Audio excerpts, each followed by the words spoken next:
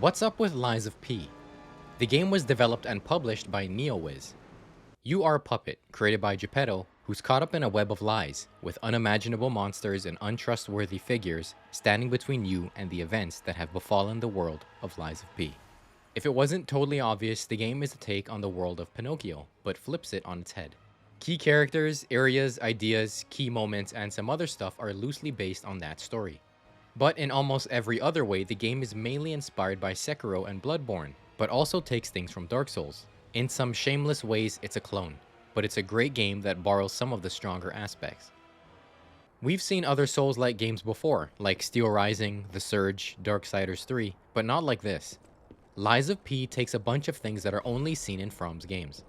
The reliance on rolling and even the trolling that the game does are some of the ones that I noticed right away. It has some unique features that you may have seen in other games, but puts a twist on it to make it work here.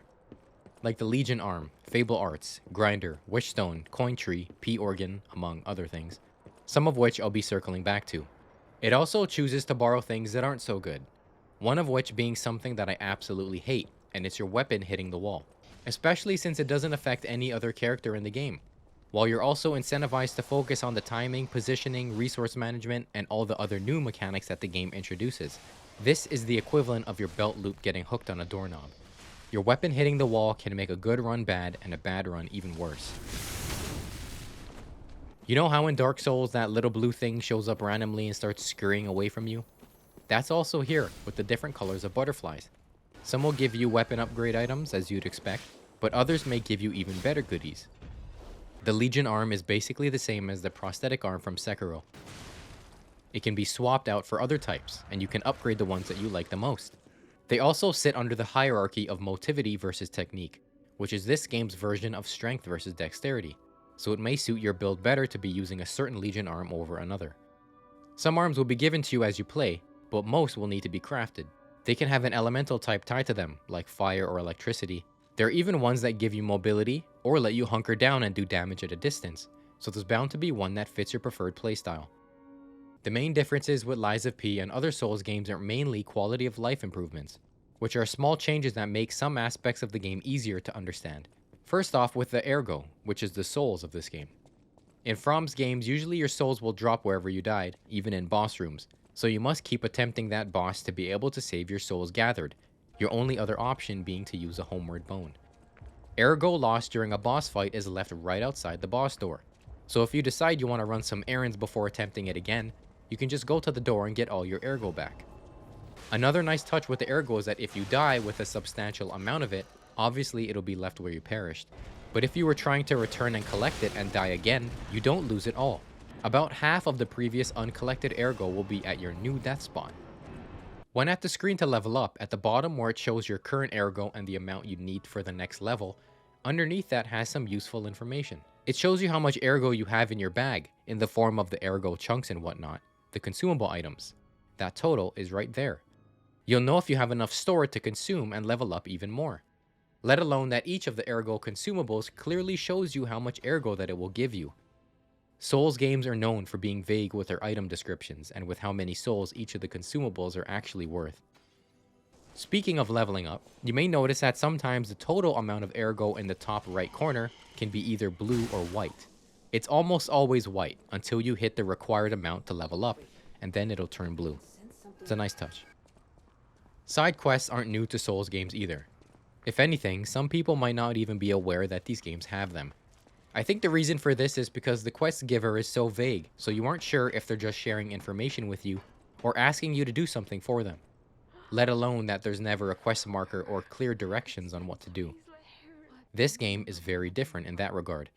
NPCs are very clear when giving quests. Some of them even give you a choice to say yes or no before you begin. Can you find him for me? I'll make it worth your while. With this comes the fast travel screen. When there's someone that needs to speak to you, or a notification of any kind, then an icon will be next to the location in that list. Once you've collected an item that's required for an active quest, you don't need to second guess yourself. Jiminy is your guide in this game, and he'll make a comment to let you know that you are ready to turn in the item to the quest giver. No survivors here. What do we do? The last quality of life thing that I gotta mention is the bag system. Typically, in these types of games, there's only one item that you have hotkeyed to a face button for instant access, usually being able to cycle through a short list of them. Here, you have a 3-slot bag on the upper D-pad and another 3 slots on the bottom. Pressing that direction continuously will cycle through those items, and X will use it. Plus, you have 4 more when holding down A. If you hold A and press any of the 4 directions on the D-pad, you will use the item in that slot. One of my favorite new mechanics that I mentioned is Fable Arts, which is your weapon abilities. Top left, the blue bars are your Fable. Fable builds by hitting enemies. There's also a consumable item that you can use to fill it up. But before we get there, I gotta mention that weapons are split into blade and handle components, which you can change around as you please. Each blade and handle have an ability built in. The little graphic in the bottom right will show you how many Fable charges you need, and what button prompt you must do to perform the Fable art. The abilities can be offensive, like a heavy hitting attack, while technique weapons may give you some sort of movement ability. It can also be totally defensive, to allow you to absorb more damage or capitalize on perfect timing. But these are usually an art for the handles. Fable arts are really what give you an edge and are very use case, so you can build up Fable and wait for the right time to pull it off, or just totally whiff, causing you to restart your progress.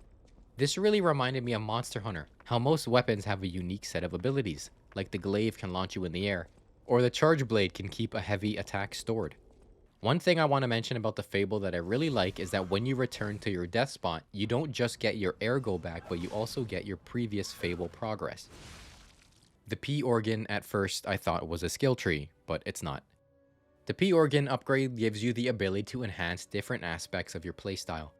Each of these nodes gives you a substantial upgrade, like another pulse healing charge, more Fable slots, new movement tech, and so on. But you will need to fill up the perk slots before you can unlock the larger upgrade.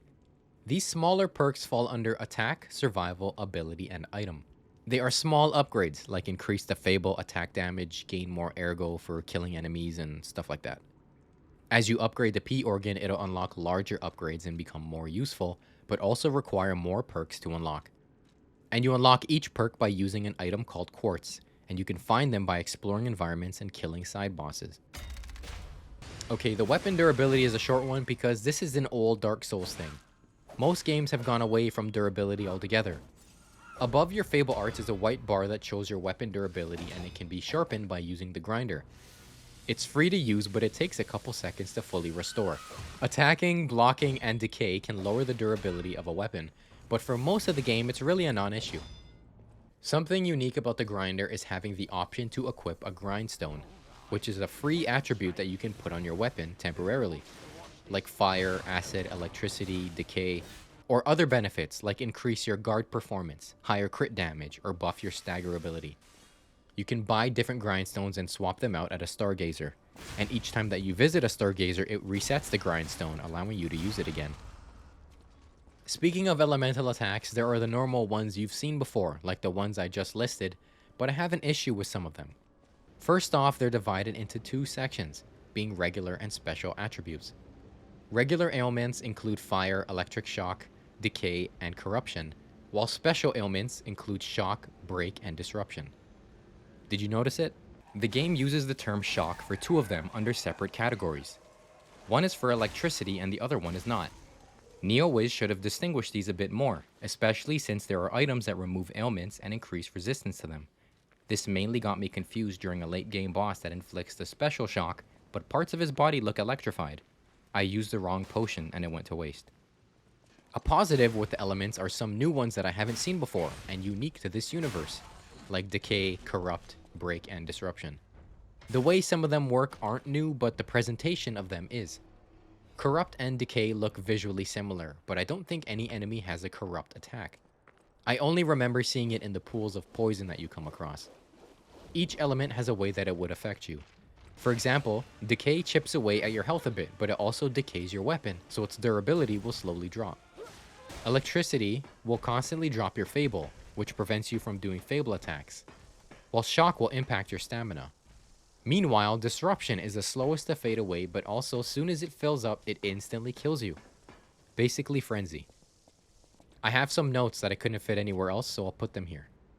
I really enjoy the environmental storytelling. I'll speak a bit more about this in the boss section, but if you pay attention to your surroundings, you can see things that are mentioned in notes, as well as some foreshadowing. Hotel Krot is the hub, and I'm having a weird time trying to categorize it with other Souls games. Some aspects of it remind me of Firelink Shrine from Dark Souls 1, but then at times it makes me think of Majula. Basically, you can get to every area in the game from the hotel, and it seems like each door branches out pretty evenly.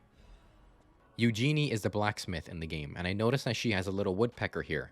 I couldn't help but think of Andre. A few negatives I noticed.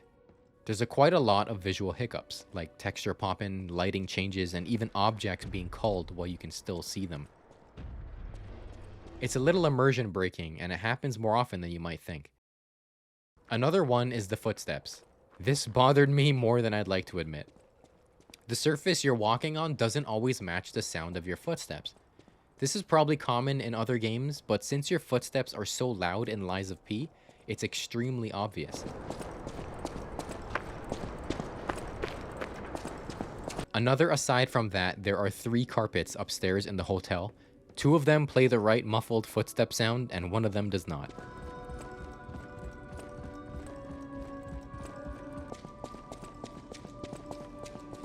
Lies of P doesn't just take the dark environments from Bloodborne, but also the ability to gain health back by attacking. In Bloodborne, getting smacked will give you a window where you can go on the offensive and gain back some of the health that you just lost. Lies of P only does this when you guard. Guarding will see you take less damage, but you are able to gain health back if you're careful. Just blocking over and over that regain bar will take a hit. You'll need to pull off some parries and successful hits in order to avoid having to heal. Now with parrying. The game heavily incentivizes you to parry, much like Sekiro. A successful parry will see you take no damage, and also have you instantly ready to follow up with an attack of your own. Some attacks, not just from bosses but from all enemies, can have them glow red, meaning that you need to parry it, or just get the hell out of the way. If you try to just guard or fail to parry, you'll get dealt crazy damage. But a thing with parrying here as opposed to Sekiro, you really need to hold down the button rather than tap it. More often than not, when I fail to parry, it's because I was a hair too early and I let go of the button. If you hold it down, you'll find more success. If not, it'll trigger a guard instead, which is preferable to taking normal damage. A successful parry will see you lose no HP, be in a position to follow up, as well as do significant damage to their weapon. Getting parrying down will pay off in a way where sometimes it can break an enemy's weapon, which will hinder their attack. It can have them deal less damage and shorten the range of their melee. This leads into bosses, so let's talk about them. The first area of the game, you don't fight a boss, but a heavy enemy. But so early on, getting used to feeling of the game, this can feel like a boss. We've seen this in past Souls games before. The first main boss of the game is the Parade Master. You pick up notes, read signs, journal entries, and other stuff talking about him and his lore. Every main boss in the game is built up like this throughout the playable area. Most of the bosses in the game have 2 phases with 1 health bar, and he's no different. Parade Master is the first boss in the game that you must defeat on your own. As you play the game, you might find something called Star Fragments, and this is your currency to summon a specter that'll help you fight. This is indicated by a little blue bird bath outside of the boss door. You can't summon for every fight. The human bosses, called Stalkers, as well as some late game bosses you must do by yourself. The Stalker fights are typically easier anyway, since their combos or charged attacks will leave them open for you to backstab them. All bosses have this mechanic where you can stagger them throughout the fight. This is mainly done by hitting them with a heavy attack. Then when you pull it off, it can interrupt whatever attack they're in the middle of. I typically found that this will happen at the halfway mark before their health bar will outline white. And this does a couple different things. Bosses are unique in this game compared to other Souls games. One being that bosses always have a portion of their health that they can regain. They don't get HP back from attacking like you might assume, but it's when you stop hitting them and start playing passively. After a few seconds, you'll see that regain bar slowly start to fill up. Back to that white health bar. This makes that regain bar non-existent, so this is the best time to start getting up in their face and doing lots of damage. But the white outline is more importantly to let you know that if you were to land a charged heavy attack, this would be a full stun. This will drop the boss for a few seconds and highlight a red area on the ground where you gotta get to trigger the visceral attack. While the boss is in this stun state, it's probably best to do some damage outside of the visceral just to maximize your output. After pulling off that visceral attack, the boss's health regain bar will reset. One last thing with the bosses, and it's a problem that I personally had with the game. I found that there's a misunderstanding on how large some boss arenas should be. Fuwako and Romeo have a good sized area to fight in, but Green Monster and Door Guardian could do with a little bit more room. It's not just the size of the boss arena, but the shape of it. The last two fights that I just mentioned, when you come across it, you might also find they are a bit narrow. Each boss in the game has a variety of attacks and movement patterns, obviously, but the size of the boss themselves is also a factor. I found myself plenty of times being pressed up against a wall, unable to move or see what attack they're preparing for next. This is a small nitpick in hindsight, but definitely should be something that needs more focus in the DLC, or sequel, in my opinion. Speaking of DLC and sequel, this game has been a success for NeoWiz. It sold 1 million copies in the first month. Plus, being on Game Pass, the developers made a pretty penny off this, and it's well deserved. The director of Lies of P made a video speaking on some future plans, including a big update for November, 2 months after the game's release for context. Being able to buy some quartz from Paulandina, giving the rising dodge ability to players for free, among some other stuff. He also mentioned the plans to create a DLC with some concept art to show, and work on the sequel has also begun. The game is great and definitely worth checking out if you enjoy the Souls games and have an affinity for Sekiro or Bloodborne. The game gives you a lot of mechanics and features to invest in to make yourself an efficient puppet killing machine, while also surrounding you in a creative world with a great story. Please remember to leave a like and subscribe, and why not leave a comment too for the algorithm. I'm also on social media, SilverJS on Twitter or X, JSSilver on Instagram. 3s for the E's. Thanks so much for watching. Stay safe. I definitely don't have the health for this. I mean, I survived the fall last time. Let's do it.